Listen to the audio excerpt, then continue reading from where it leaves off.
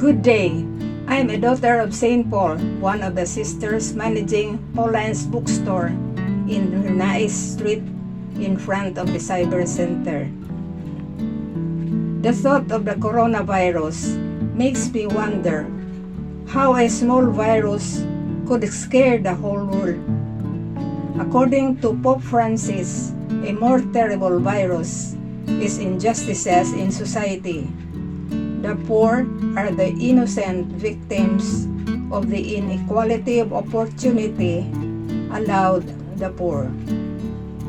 I believe that the Filipino, with our bayanihan custom, will be the hope of the world. Setting aside for a while this problem, now I want to tell you that I am full of joys these days, because at the end of June is my golden jubilee as a religious sister. Dear young women, join me in my joys, because God loves us, you and me, always. Isn't it just right that we love Him in return? What do you think?